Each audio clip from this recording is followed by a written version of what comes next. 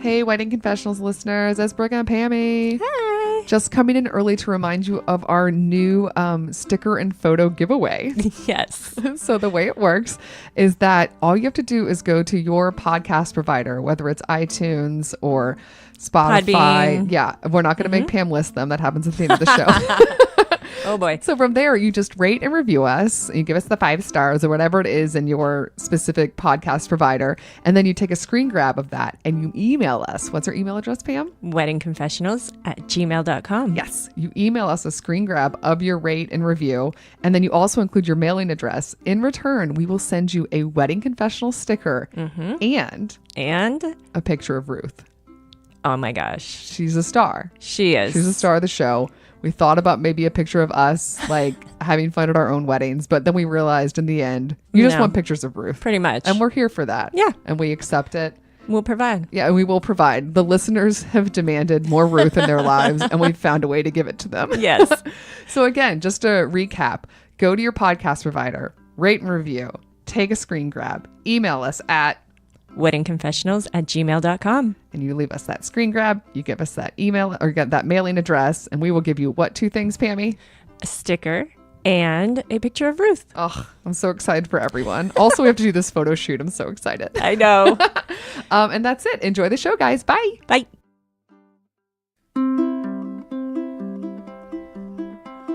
Something borrowed, something blue. Give us all your juicy news, sensational, irrational. It's Wedding Confessionals. Welcome to another episode of Wedding Confessionals. I'm Brooke, And I'm Pam. and the only thing we love more than weddings. Is talking about weddings. Yay!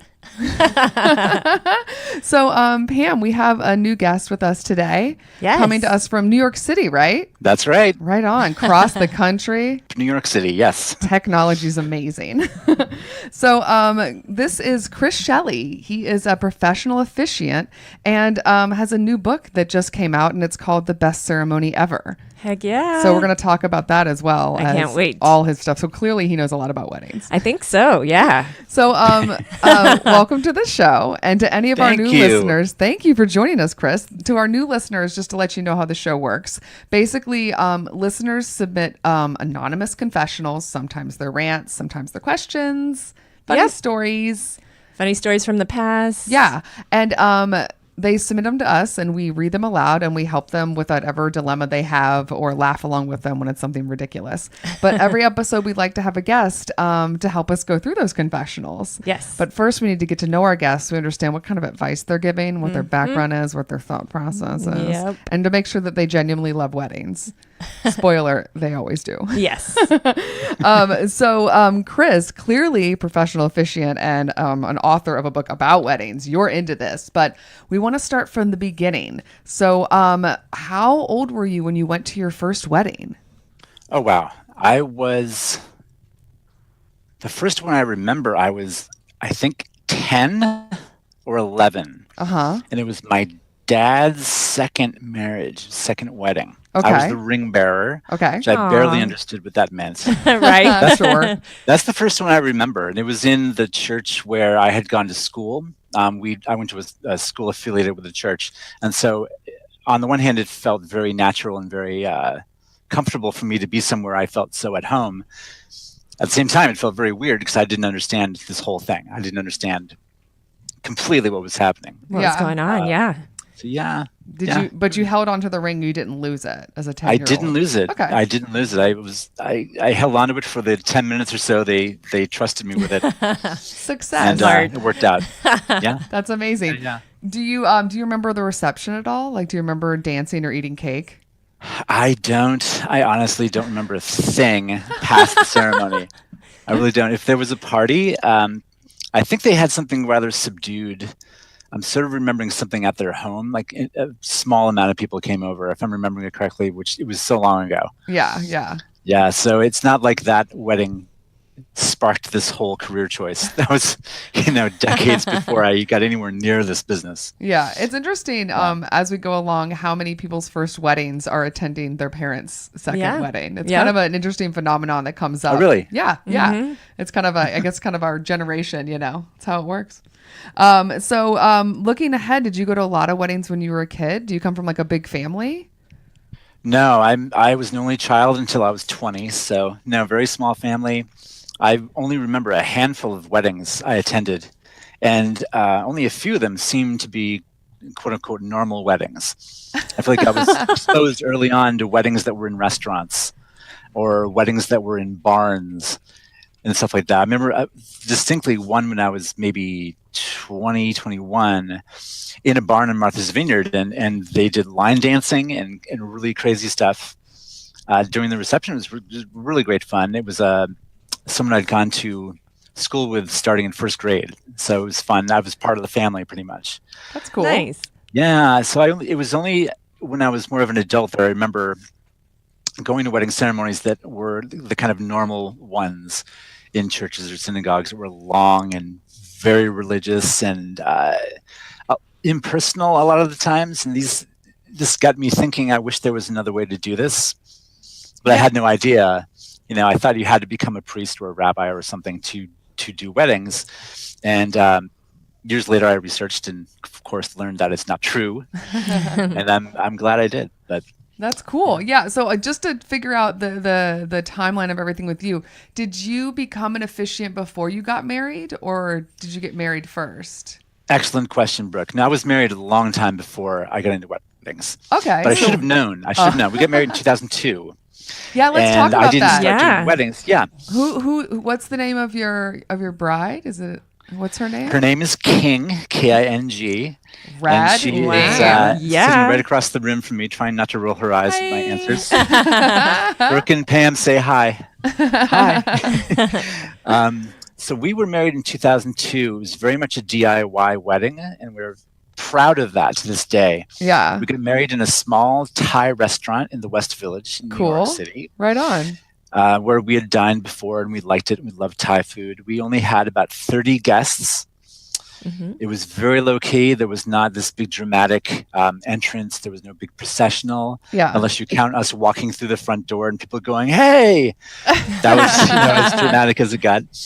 And the ceremony was performed by a woman whose name I somehow still remember, Florence Maldonado. Lovely woman who did a very simple ceremony for us. My aunt, Susan, was a nun at the time. She is no longer a nun, but not because of our wedding. And she did a little unity candle for us and brought a kind of religious sentiment into the event, which is otherwise, very different for most of the guests.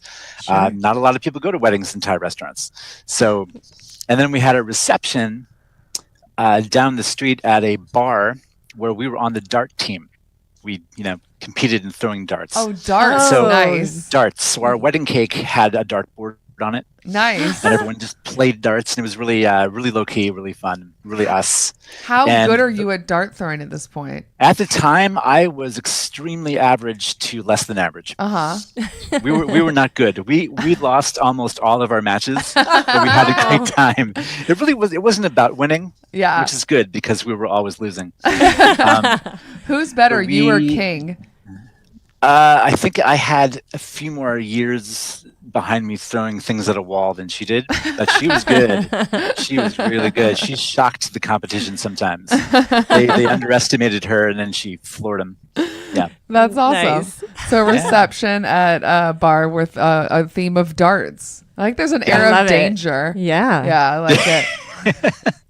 Nobody got hurt. That's what we want at the end of a reception, to say nobody got hurt. Yeah, that's a sign of a good wedding. Yeah, no one got hurt. So you got married. You had kind of an unconventional wedding, and then how did you end up becoming an officiant? It was 9 years later. Oh wow!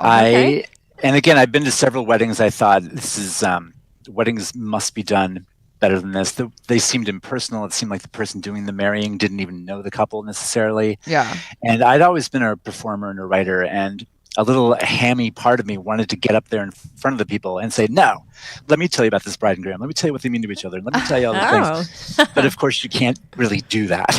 So, I mean, you could, but you probably would not be invited to weddings right ever again. Exactly. Sure. Yeah. So I went to a friend's wedding out in New Jersey somewhere at a beautiful vineyard, and the person doing their wedding was not some religious figure. It was just an officiant, a professional officiant. And I interviewed her, and she said, yes, this is all I do. This is my job, which I found very appealing. Then I interviewed several other people who do this for a living, and I saw no reason not to go into it. I studied this. There's actually a way you can study to become a certified celebrant. Huh. Okay. This is a movement, a thing that started in Australia actually, and came to the U.S. The Celebrant Foundation actually trains people to study storytelling and hero's journey and public speaking and traditions from around the world and such things. It's a 7-month program. I decided to go ahead and do it. You don't have to, but I wanted the background and I wanted to know what I was doing. And the people there are just wonderful. It's an online course, so these same headphones I'm wearing now, I wore during my classes. And then there was an in-person graduation where you finally met people from all over the U.S. and Canada. That's cool. Wow. Graduated with you. And during the second semester when you're there, you focus on funerals or weddings or life events. I went with weddings because they're much more fun. And I started... My first wedding was before I graduated, actually. I was itching to do stuff. And I was itching to play around with being an entrepreneur and a business owner. So I made business cards, made the website, threw my name out there, started advertising on Wedding Wire and The Knot, and someone found me. And I had to just be totally upfront with them and say, hey, this is my first wedding. I'm training. I'm learning all about this. I'm so excited for you. And I had to sell it hardcore during that first phone call. Yeah. Right. And it worked. It worked. And on December 3rd, 2011, at Rockefeller Center, Fun. 3 days just after they put up the Christmas tree for the season, Cool. when everyone and their brother is there. Yeah. Oh, you These had people quite had the about audience. 12 friends, and my wife came with me, and they wanted to do this little ceremony by the angels. There's a path of angels that leads up towards Saks Fifth Avenue. They wanted to find a little spot there and do it. So my wife and I kind of muscled out people and created a little area like penguins, you know? I love it. And then we had to squeeze the ceremony in between the really loud display that was happening on Saks Fifth Avenue, this songs and music and strobe lights. So I had to squeeze in the whole ceremony in about 12 minutes. Otherwise, right. no one would have heard a thing. We almost did it. They were saying their vows to each other, and then Saks Fifth Avenue took over. So they heard each other. That's all that matters. Yeah, sure. That's Yes. Yeah, awesome. that's how it happened. That's how it happened. So since 2011, how many weddings have you officiated? I just looked that up in my Excel sheet. Oh, A little old school. As of a few weeks ago, 343. wow. 343, which sounds like a lot. Yeah. Yes. But I know people who've been doing this for years longer than I have who've done over 1,000. Wow. And that's a mixture of big events, small events.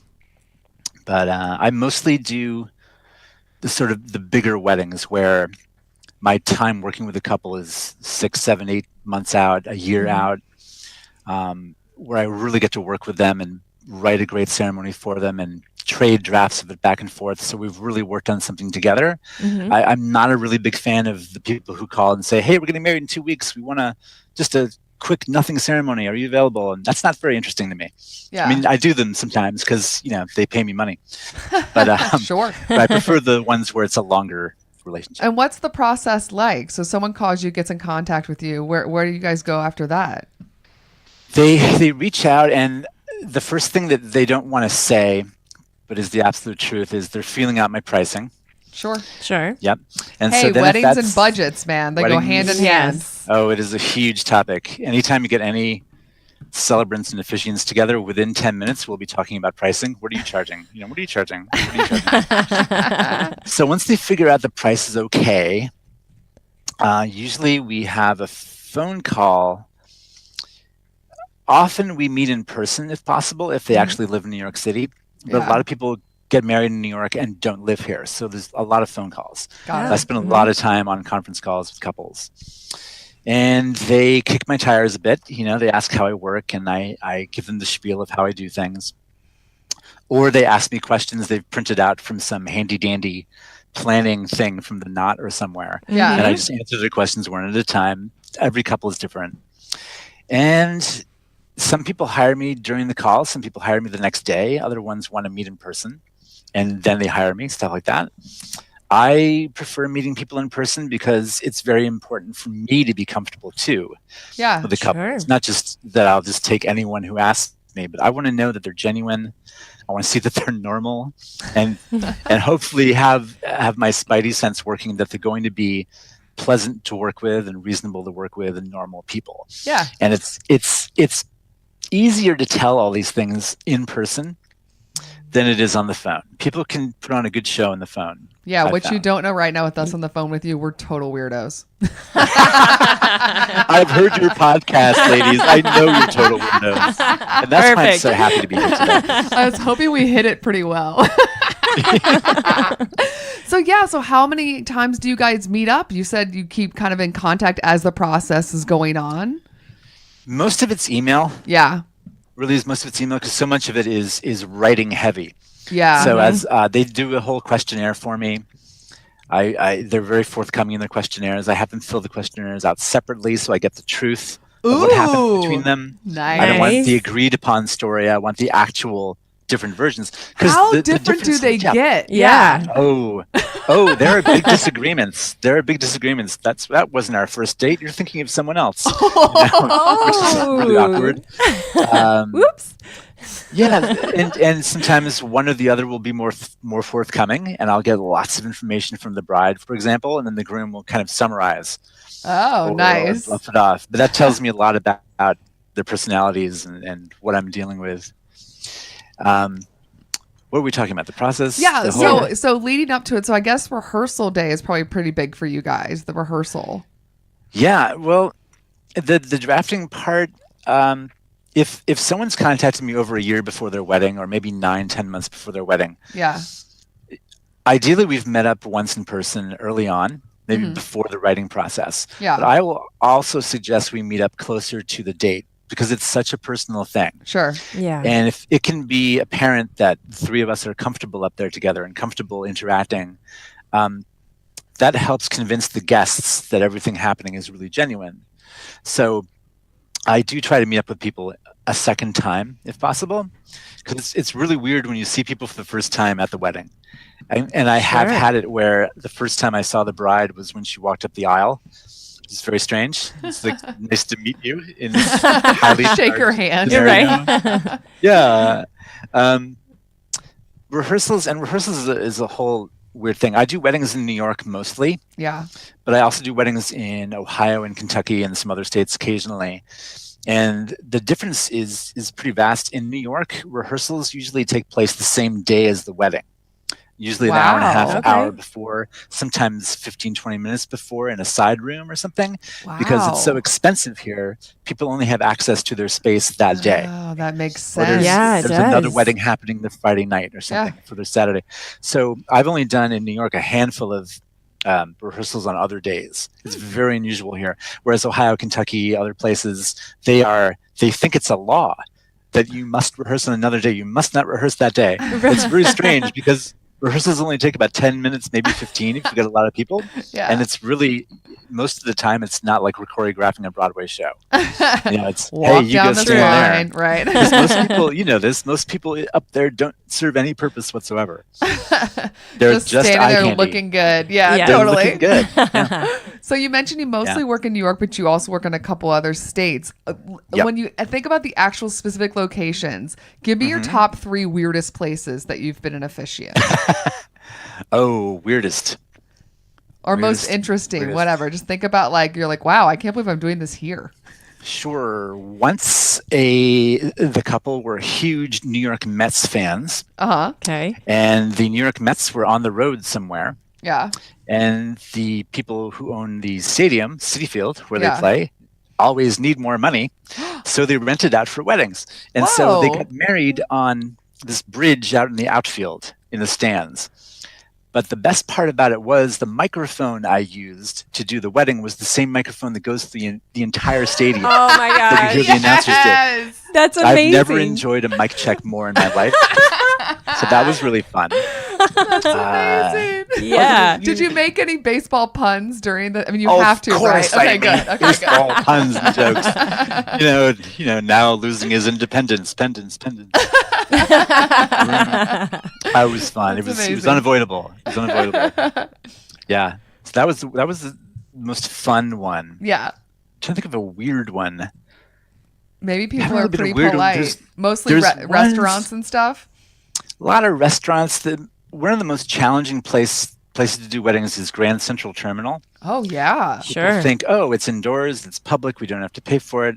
And you can't have anyone sitting down. There's no chairs. You have maybe 5 people with you. And it just looks like a few people having a conversation in a circle, which is very common there. Yeah. But what happens is when you've got a woman dressed up in an incredible gown and Yeah. a man looking handsomer than he has ever looked in his life, everyone notices and everyone knows what's going on. And then we get a ham like me speaking about them Yeah. and talking about them. Suddenly that group of 5 people is now 12 and then 20. Oh yeah. And I'm staying for that Yeah. wedding if I'm walking through Grand Central. Absolutely. Yeah, Pam You and I stay are for it. pausing, Yeah. missing our train. Who cares? yeah, exactly. We had about 50 people watching the last one I did there. Fortunately, a very lovely New York City cop helped me with traffic control and sort of made people respect it. Nice. So They're that's the getting most married challenging. here. People getting married. Keep moving. I love it. Yeah, it's just like that. That's awesome. Oh, Yeah. love. Aw. So I want to talk about your book real quick. Okay. Best ceremony ever. Give us Yes. some highlights. What's it about? Oh man. So this is for people who want to have a wedding that reflects them accurately. This is all about. I make the point of saying that most wedding books you will read are all about how to do exactly what's expected and what the perfect thing to do is, and how you will not offend anybody. This book is pretty much the opposite. It's about how to do things that are unexpected in wedding ceremonies.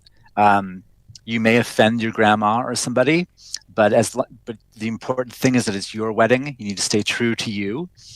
It explores all the interesting, surprising, theatrical opportunities in every bit of a wedding ceremony that are just completely overlooked because everyone just thinks they need to be done the same way. And this is why people dread ceremonies. People dread the ceremony, and I'm trying to change that. I'm trying to make it something that people look forward to. That's And fun. want to make like sure that. they're there in time to see. Because there are people who purposely arrive late, miss the ceremony because they just don't want to sit through it because they've been to so many bad ones. And I just think that's deplorable.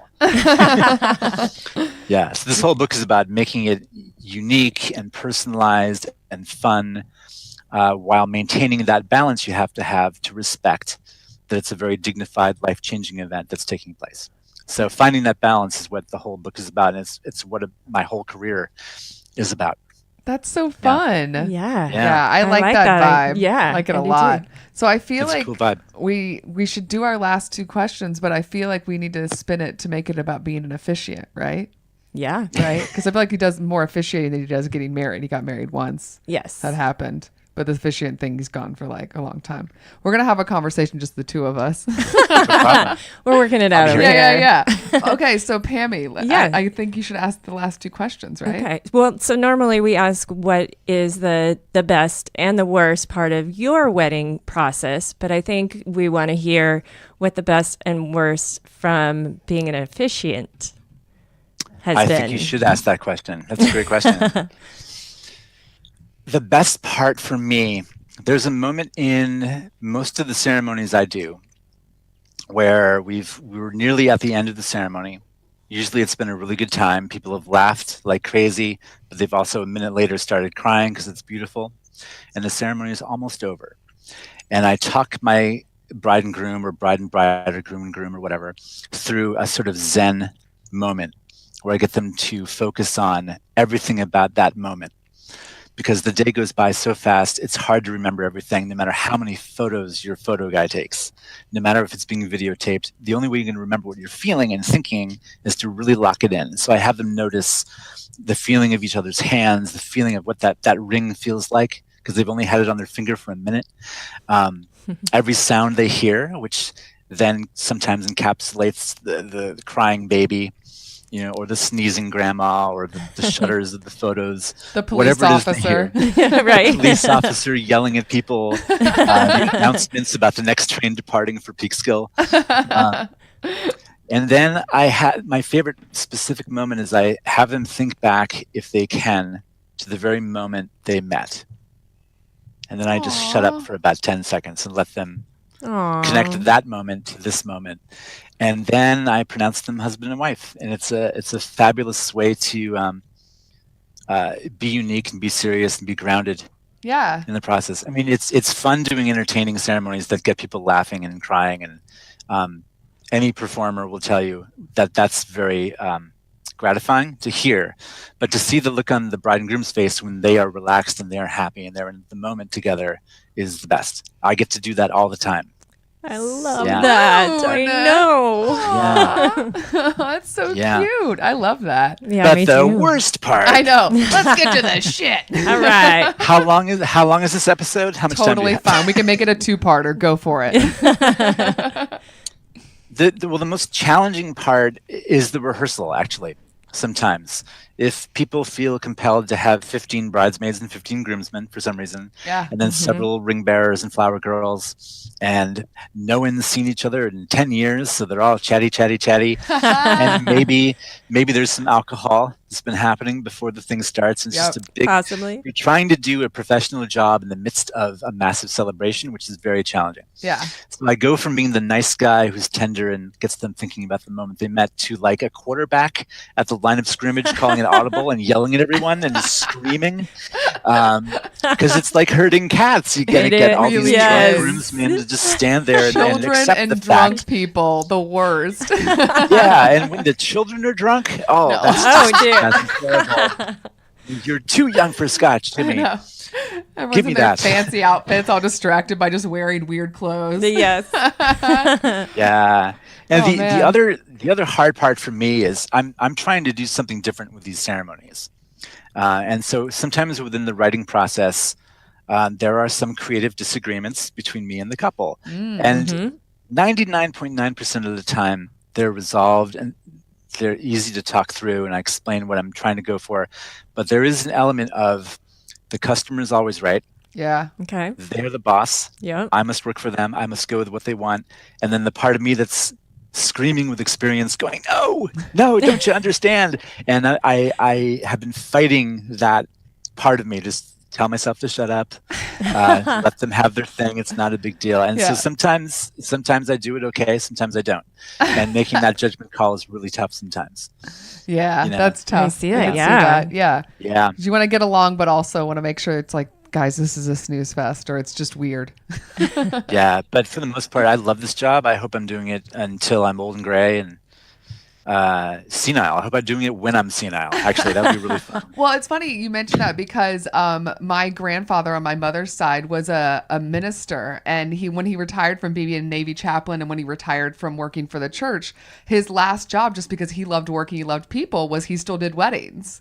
So my sweet. grandfather, like into his 80s, was doing weddings. He loves them. That's fantastic. Yeah. So you're not wrong. What's great is that, this is the kind of thing that when a group of guests look up there and they see an 80-year-old man, you trust that. You trust the voice of experience. Yeah. You trust someone who's been around and seen things. And Totally. Yeah. And he's like you, as a cut up, the total like love to tell a joke. So just like throw it in there. Kind of hammy dude. It was great. But He'll be my it's new good hero. because you also, you just do less of them as you get older. You know what I mean? So he wouldn't do as many, but he still was just like, he loved it. Yeah. He loves love.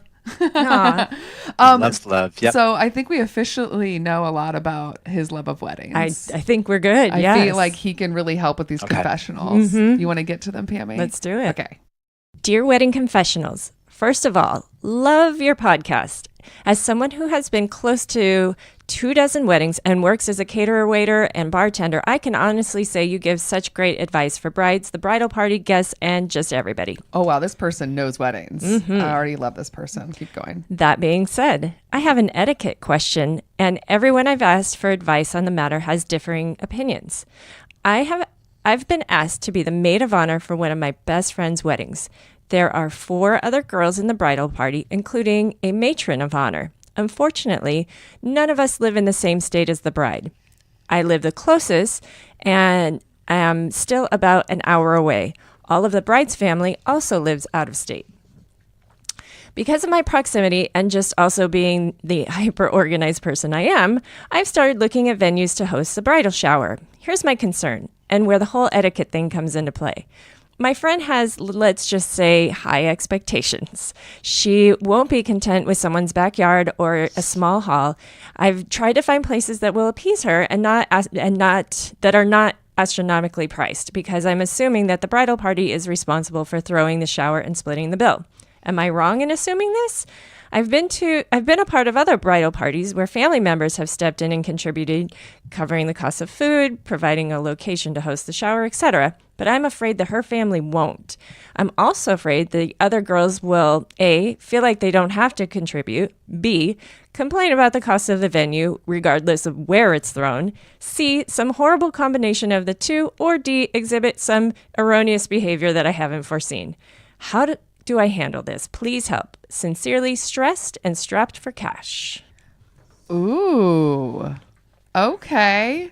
Chris, I feel like... poor woman.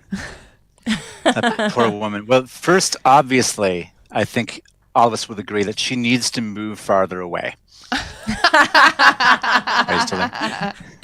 Exactly. Yeah, she needs to, if she lives in New York, she needs to move to California. Yep. If she lives in California, she needs to move to New York. Just international. And no longer be the closest one. I think you get out of the country and people really will change their mind about your importance in taking care of this stuff. Yeah, exactly. Brazil is lovely this kind of year. It is. Brazil's wonderful. If she could change her name, that would also be a good call. I think as soon as she possibly can, she needs to set up some communication chain with the other folks. Yes. That will be taking part in this, and immediately say, look, I may be the closest, but this is going to be a democratic process, because no one wants to be in the position where it's all going to fall on her if it goes wrong or if it doesn't lead up to expectations. So she's going to enlist some other folks so she can delegate some tasks to people and get people sharing in this as soon as she possibly can.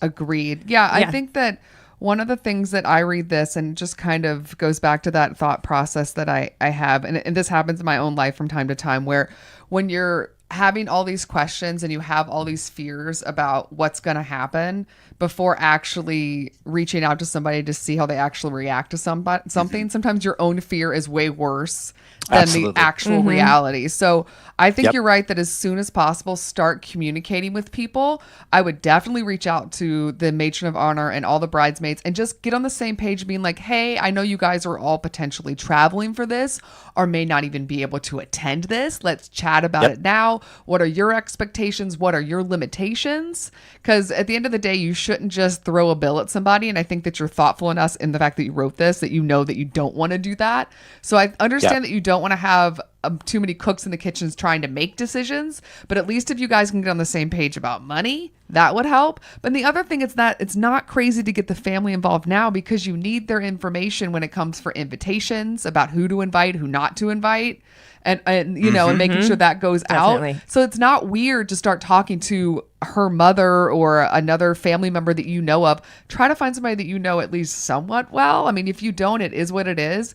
And then when you throw it out there, in casual the conversation, you can even say, hey, I'm trying to talk to the bridesmaids right now about money and who's going to be helping, trying to figure out a location.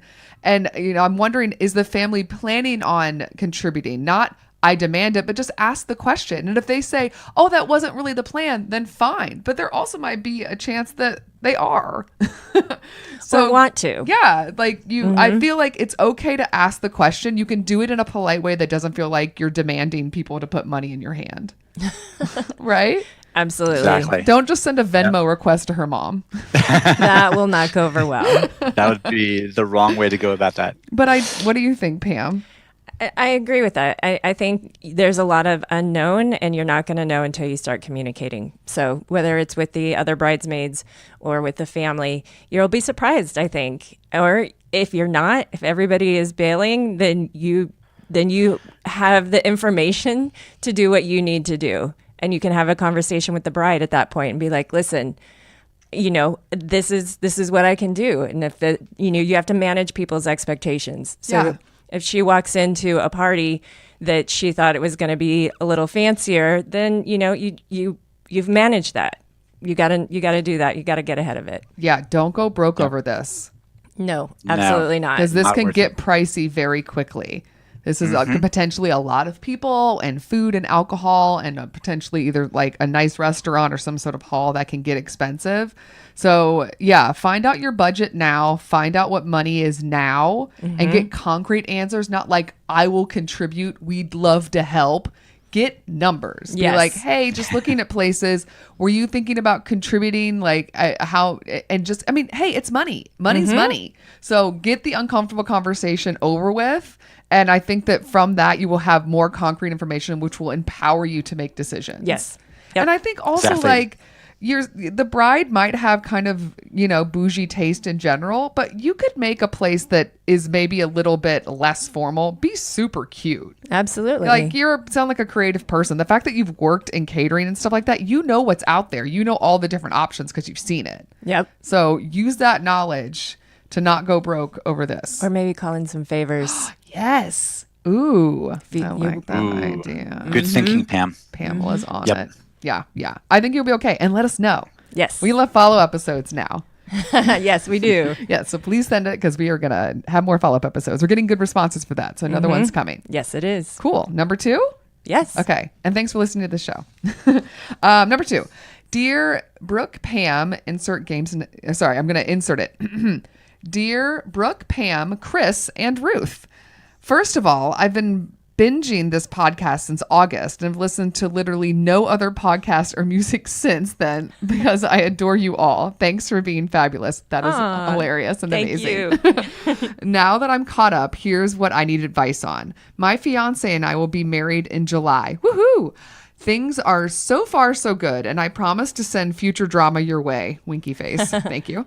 My question is about our dog, though. How can I incorporate our puppy in our wedding, even though she's not allowed at the venue? Our ceremony and reception are all at the same place, and they have strict policies. We've already completed our engagement shoot. She was still too little and crazy to be in those, but we want her to be part of our day somehow. Any creative ideas? She will stay about 5 minutes away at my mom's best friend's home on our wedding day. Do we sneak away during cocktail hour and get some pictures with her? Is that too much to coordinate? Should we do pictures or something in the morning since the ceremony starts at 5? Another thought is simply to have a picture of her as a charm on my bouquet. Oh, that's sweet. I'd love to hear your creative thoughts. I've attached a picture of her for her corgi cuteness inspiration, and there's a sweet dog. She's so cute. She doesn't write a name at the end, but we're just going to say love corgi loving bride. Just made up on the spot. We also sent you a picture of the dog, Chris. We didn't want you to miss out. Yeah, it's adorable. I saw it. Yeah, I'm in love too. So yeah, you're the officiant. How have you seen dogs incorporated into weddings? Oh, absolutely. So it's really fun. My first thought immediately when I saw this question was to tell this person about what people often do. A lot of venues don't want any pets at the venue for various reasons. But what you can do is you wander down to Staples or whatever the equivalent of Staples is where you live. Yeah. And you take a photo of your pet or pets and you have them enlarged into sometimes life-size or even beyond life-size cardboard cutouts. Yes. Yes. And I have entered ceremonies carrying these cardboard cutouts. And then placing the pets in special seats of honor near the front. Oh my gosh, they should be in really the photo fun, booth. they're in the photo booth. This is the thing. You can bring them around to your cocktail hour and reception and everyone can pose with your pet. Yes. And if you have some helpful hashtag or something, all those photos can be in one place. And it's really fun. It's really fun. As far as this person goes, she mentioned the dog's going to be staying 5 minutes away somewhere. Yeah. I wouldn't recommend they try to dash out and try to do something at the place. I don't think they should have the stress of leaving, even if it's 5 minutes away. Yeah. But if it's only 5 minutes away, can't they have someone do a drive-by with the dog? Yes. And then kind of have a mobile photo unit. It just happens to be their friend's car. Yeah. They can just duck outside, do some pictures, in the car with the dog and duck back inside. If that dog is Yeah. like on the property, not inside, but if the dog is like In the somewhere front. in the front or in a parking lot for 3 minutes while you're in a cute dress, who's going to really yell at a bride?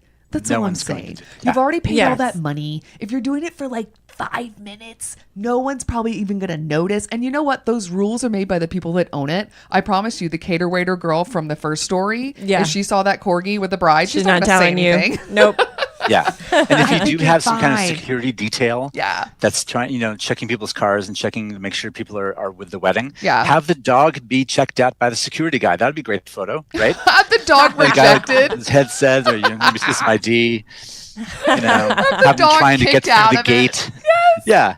Yeah, I All love kinds it. of fun things. Yeah, I think that it will be okay, especially if it's literally for 5 minutes. If Yeah. you're limiting it and you can do it Yeah. quickly. Or do it before. Like she said, I think that's another idea, Yeah. is doing it before. And then you don't have the stress of, everybody around and whatnot. But I feel like the chaos of reception, no one's going to notice. And the cloak of darkness. It will be later. a little bit It's of true. danger involved. All right. Pam's Yeah. being reasonable and getting good pictures. Chris and I are causing chaos. Perfect. Because really, look at that dog. What problem is that dog going to cause? I mean, the corgi. Oh, Look at that he's so face. cute. Look Adorable. at that face. I totally get it. I Why get you it. want Yes. your puppy at the wedding. But the Ugh. cardboard cutout idea is amazing. That's hilarious. I love that. I love it. Yeah, and you can go to like I guess it's not Kinko's now. It's like FedEx office, whatever. But You that can do it place or online, Staples. too. Oh, you can? Yep. Yeah, you get it on like cardboard or foam cord. It would be perfect. Oh my gosh, I love this idea. Yes. All right, cool. So please send us pictures because We wanna know. you're going to do one of these things, probably Yes. all of them, and we want proof. Yes. Are you guys Perfect. ready for number 3? Yeah. Okay, Chris, hit us up. Okay, number 3. And this is addressed to Ruth Bader Ginsburg. Oh, hello. Ruth is Really? on the I have floor not chewing met on her yet. little alligator She's shaped listening. thing. She's ready. Yeah, I don't know what this Good is. to hear. Good to hear. So this one, dear Ruth, buckle in. This is a long one. Woof. I'm getting married next year to my amazing fiance, who can be quite shy, but stubborn. I'm not crazy outgoing myself, but I'm looking forward to a day that's just about us and don't mind the attention. My fiance doesn't want to do a first dance, fine by me, as the idea of awkwardly dancing in front of our friends and family makes me cringe. He doesn't want us to be announced into the reception room as the new Mr. and Mrs. Fine by me also. It would look weird with me loving it and reluctantly dragging him along with me. He doesn't want to do a speech, but I have put my foot down and said no matter how short, he has to do a speech, or I will be really upset that he can't step into the limelight for 2 minutes to thank everyone and show how much we love everyone and each other. But the one thing we cannot get past is hiring a videographer. He is flat out refusing to hire a videographer. But it's really important to me. I want to remember the day in motion and not just pictures. I've told him we could even ask the videographer not to video his speech if he was embarrassed, but he won't budge. It really means the world to me to capture the day in motion. And in a non-morbid way in years to come, when family members are no longer with us, I want to be able to see and hear their voices. I'm not talking about someone going up to people and annoying them, just someone to blend in and record the day and special moments that I will treasure forever. I don't think I'm asking too much. Help and woof woof from No Room for a Shy Guy. Aw. Aw. Well, first of all, before we answer yeah. her, let's go around the room. Did Chris? Did you have a videographer at your wedding? Right before you called, I was asking my wife about that. I think we did, but we've never watched that video. It wasn't really important to us. It's really important to some people. Yeah. Pammy, did you? We're more into, Yeah. actual memories.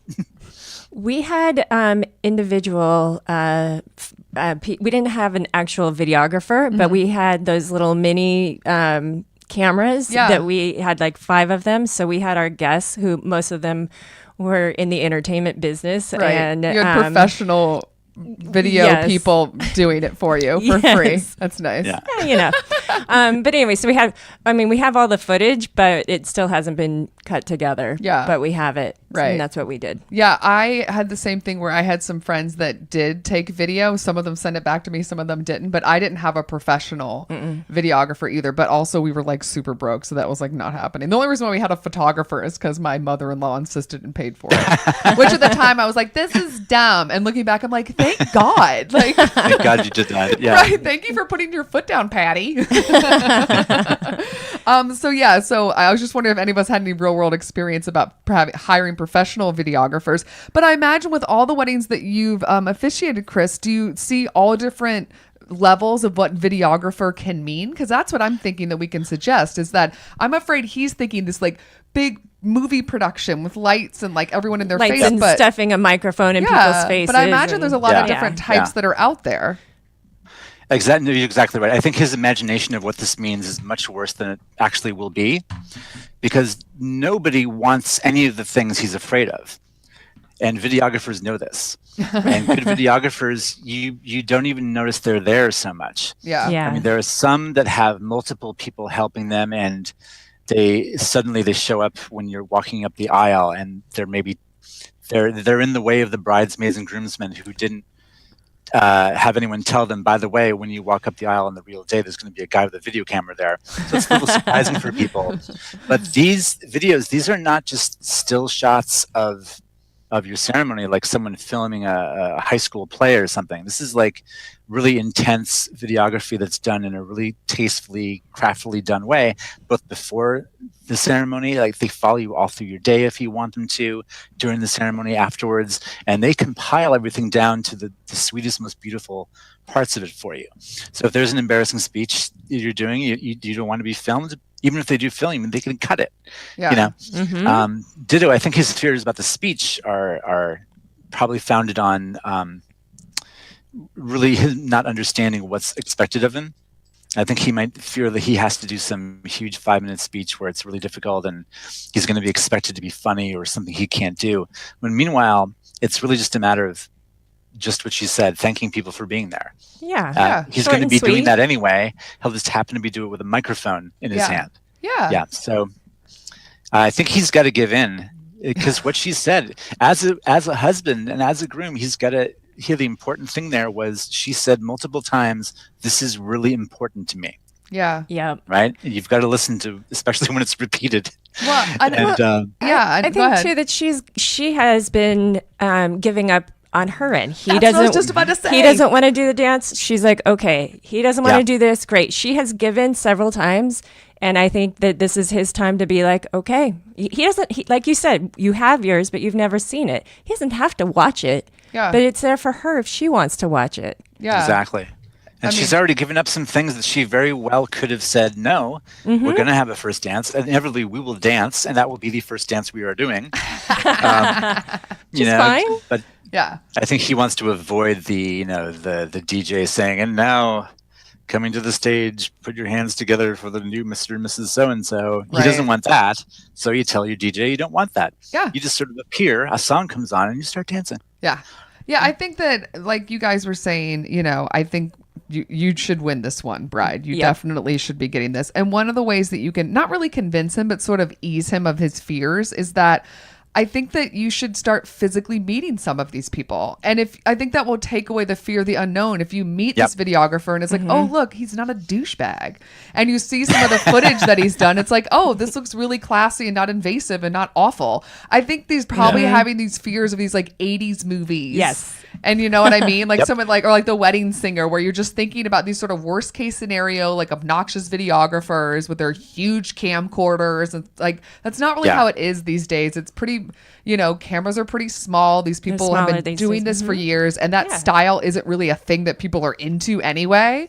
So I think once you meet a couple people, maybe you meet them first to make sure that you kind of like this person and they're a good vibe. And then you introduce them to your fiance.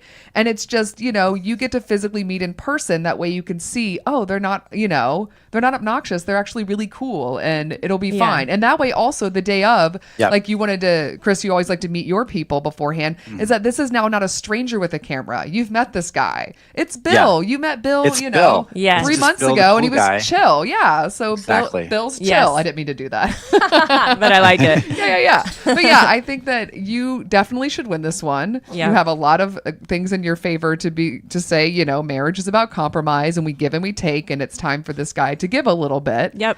And I think that you can also try to, and you've been very understanding that he is sort of shy and sort of working with that. But I think you can make this happen. Yep. And then we want to see that video, please and thank you. Yes, we do. And that's it. And if he needs help Yeah. with a speech, call me. Yes. Yep. Yes. There we 'cause I go. do. I help best men and maids of honor and parents write speeches Yes. for receptions as well, because Yes. they have no idea what's expected. So if he needs help, Yeah. throw him my way. The show notes will have links to all of Chris's information. Yeah, let's make a deal, guys. I love it. Okay, cool. That's all the confessionals. That's it. We did it. Yay. Is it time for bridal breaks? Bridal breaks. Chris is a fan. I'm proud. So now it's time for bridal breaks. The way bridal breaks work is that we just give suggestions to brides and anyone helping to plan a wedding of fun things to do that have nothing to do with wedding planning, so that we can step away from all of the daunting tasks and the pressure and the videographer searching to enjoy our lives and remember that we are human beings that can enjoy other things besides planning weddings. Pamely. I said Pamely. Pamely. I like that for That's you. a new one. I know. Haven't heard that one yet. I know. I haven't had a drink. It's like 10:30 in the morning. Pamely usually gives a cocktail. What do you have for us this week? Okay, so my bridal break this week kind of comes because my husband Jeff and I, we went on a date the other night, and we went to an Argentinian restaurant that was delicious. Yum. It was so good. If you're here in the Los Angeles area, it's called Malbec in Toluca Lake, and it was delicious. And there's a Malbec called Almos Malbec that is really tasty. Yeah. You can get it at Trader Joe's. I know there's Trader Joe's all over the place. So this is Cool. You should be able to find this in your local Trader Joe's, but it's called Almos Malbec, and it's delicious. Ooh la la. That sounds great. And that is it. Right on. Yeah. Chris, what is your bridal break for the week? Can I give you two? Pamela. One's from me and one's from my wife. Okay. You know what? Approved. That's Obviously. approved. Yeah, Approved. of course. My wife wants to be anything better. for King. Yes. Yeah. Axe throwing. Axe throwing. I don't know if it's a new thing, but it's new to me. You go to these places and a trainer works with you, and you throw an axe into a big cork thing in the wall. What? Oh And my you compete goodness. with each other. And it's usually there's a bar associated with it, and it's a kind of party type thing. Thank you. Wait, A And theme you can going. get out your Darts? You guys did frustrations darts? by And throwing then an axe axe throwing? into a wall. is there a specific place in New York that you could recommend specifically? There's an organization, I believe it's called Kickaxe Throwing. Just Kickaxe. I love They are it. phenomenal. They do it right. They make it really fun. They've got axe throwing puns all over the walls. All of the guys who kind of stay with you the whole time. Mm-hmm. They're all really funny, and they're all 23-year-olds with no real jobs, and Yeah. they're really funny. It's great fun. Yeah, axe throwing. Axe throwing. I did knife throwing once at like a Renaissance fair. I was terrible at it. Oh dear. It's It hard. sounds fun. Yeah, upper It's body really hard strength. to do. Yeah. It looks so easy, and it's really hard to do. And the other one, which I'm mostly just mentioning this to make my wife's eyes roll like crazy. But the whole point here is to get the bride's mind off of the stressful event, right? Yeah. Yes. So there's a TV show that's been on for a while. Mm-hmm. I watch it as often as I can. It's called Impractical Jokers.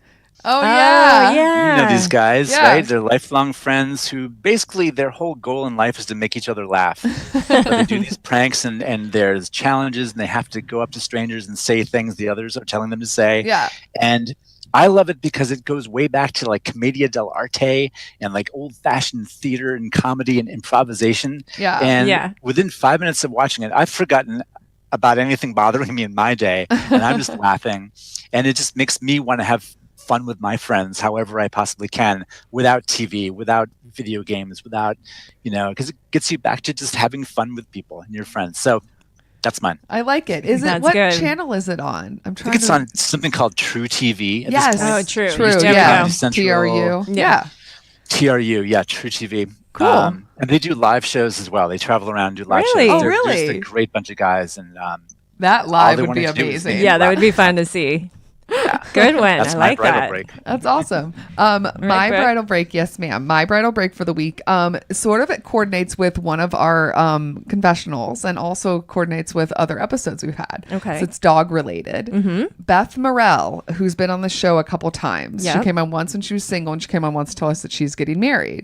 She is an artist. Yes. She's a great artist. Wonderful artist. So she had this series that she did. I think it was Dogtober during October On And- Instagram. yes, and every day on Instagram she had a sketch of a letter. She started with letter A and then B, C, D, and it was the big letter and then a picture of a dog that represented that letter. So C was corgi. So I immediately messaged her and was like, "How do I get an R for Ruth?" And she was like, "Don't worry. When this series is over, I'm actually opening an Etsy shop just for that sort of purpose." Oh, So the website is called sitstaysketch.com, and it's also on Etsy, Sitstay Sketch. And I had an R for Ruthie done, and I'm going to let Chris see it right now. That's fantastic. And it's the epitome of Yay. Ruth. So you can either I just linked her to my Instagram account, and she just kind of went from there. You can have it with the letter or without the letter. You get to decide the size of the artwork. it is perfect. Yeah, so my husband immediately is like jealous and wants one for himself. So we're going to be ordering Well, another you're one not sharing? very soon. Well, I'm going to put it here in this office, Oh, and he okay. wants one to take to his office because he wants to be the crazy man with a drawing of his dog in his office at work. But yeah, it's so, and it just like is her. Like Yes. she captured this dog perfectly. Yes. It's so sweet. So yeah, if you want something like that, I'm sure the bride that loves her corgi would probably be interested. But in Yes. general, like there's such beautiful sketches, and you can see sort of samples of what she's done on her website or on Instagram too. I'll link to all of her stuff. Yep. But we love Beth in general. Like you guys love her from the show. Yeah, She's such she's a so fun. sweetheart. Yeah. And she's a super talented artist, and she loves animals, and you can tell in this picture. Yes. Ruth. Oh my gosh. Yeah, so It's Sit the Stay best. Sketch. It's her Etsy shop and also her website. I'll link everything so you guys can buy some stuff from Beth. She's so talented. Yes. Anyway, so that's my Good. bridal break. I love it. That sounds Ruth. Dummy. So that's the whole show, guys. That's it. Yay. Wow, it went so fast. I know. it I know. does. It always does. Chris, tell everybody where they can find out more about you and where they can find your book. They can learn all about me at www.illuminatingceremonies.com. My company is called Illuminating Ceremonies. Or if they just Google Christopher Shelley Wedding Officiant, they'll probably find me too. Instagram is at Illuminating Ceremonies. I'm seeing a thing. So if you learn Illuminating Ceremonies, you can probably find me everywhere. Right on. Facebook, Instagram, Twitter. I don't do too much with Twitter, Yeah. really. Those are the main places. And also, if you go to the website for the Countryman Press or W.W. Norton or Amazon or Barnes & Noble, you will find information about the book Best Ceremony Ever, which is going to be exclusively in Barnes & Noble from the day after Christmas through March, and then available everywhere February 12th.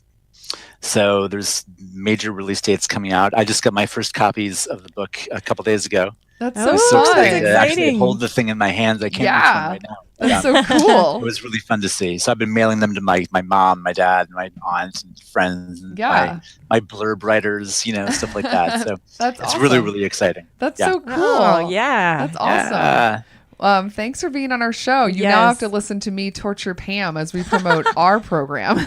Oh, you guys, this is my favorite part of the show. I'm going to sit back and enjoy the show. She is getting really kind of good at it, guys. I don't so, know. Pammy, It's early today. I want everyone to know more about our podcast and how they can find out more about it. We have a website. What is it?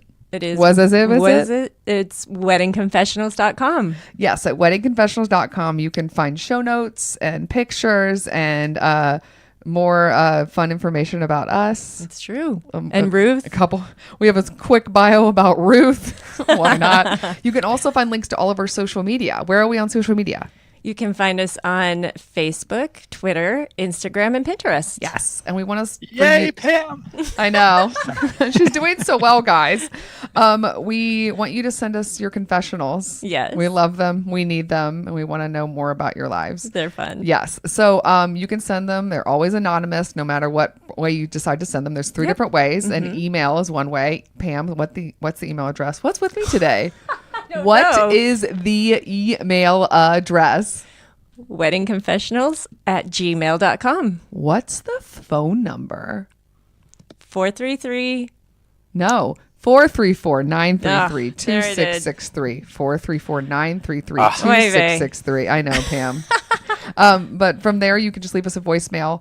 We just transcribe it and we change the name, so you're all good. Yep. So leave us a little gossipy note there, or you can use our most popular feature, which is to go to our website, which again is weddingconfessionals.com. From there, you hit on a tab that is Tell us your secret. Yeah. And what do they do once they get to that tab? You, in the words of Brooke, you just tippity tap your story Tippity tab. and hit send. Yep. No names. Nope. Just give us the fun. goods. Just fun names. You guys are good at it. You are. Everyone's so They're creative. fun. We also want you guys to make sure that you subscribe, whatever podcast provider you're using. But if you're on iTunes specifically, you're supposed to hit subscribe. And in order to move us up in their weird algorithm so more brides can find us, you're supposed to hit subscribe, give us a 5-star rating, 5 stars. and leave us a review. Leave us a fun review. I mean, it's also a great, amazing time for you guys to do that as well. And then also, Pam, we, besides being on Apple Podcasts /iTunes, are also available where? Castbox, Yep. Castro, Yep. Downcast, Google Play, Yeah.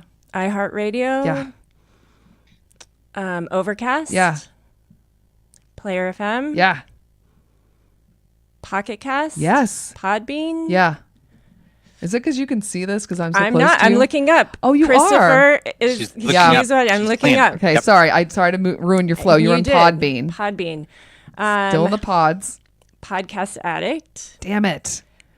No. Still in the pods. Podbean. Pod. Oh, Pod. I was just ticking just to be like a clock. But now I'm giving you like do. What is it? I don't know. You totally. Ukuleles, pod. You're feeling they're in the tropics. You're in pod. Pod Paradise. Pod Paradise. I'm gonna give it to you because I screwed you up. So we're gonna get to keep gosh. going. Pod Paradise. Pod Paradise. Pod Wiggling my butt. Tail. Pod tail. She was wiggling her butt. Yeah. Now am I in the Podcast Addict? Yes. Podcast Addict. Yes. Podcast Land. Yes. Oh my gosh. It's the furthest you've ever gotten. I know. No pressure. No pressure. I know there's one in between and I can't think of it because I know it's Podcast Republic. But Yes, that's it. Is it? Yes. That's next? What's next? Are we into our... We're out of podcasting. We're into other words. Are we in Spotify yet? No. Radio Public, Oh, Spotify, there we Stitcher go. Radio, and YouTube. I'm proud of you, though. Thank that was you. pretty damn good. That was the best I've done. Screwed up the Good job, phone Pam. number, but yeah, I know. Yeah, I mean, yeah, pluses and I minuses, know. man. Who's perfect? And that's it, man. Chris, thank you so much for being on Thank our show. you. You're very welcome. My pleasure. It was really fun. Pam's back to like not stressing out over her quiz. She's celebrating. Yeah, you get to relax for another week. Yes. All right, Pammy, I will see you next time. Bye. Bye. Special thanks to Andy Schreier for our adorable theme song, And David Kantrowitz for our fantastic logo. and Ramsey Millette and Brian Maylard for their technical support. If you want to learn more about our show, where you got to go, Pam? Check out our website, weddingconfessionals.com. That's it, girl. We'll see you guys next time. Bye. Bye.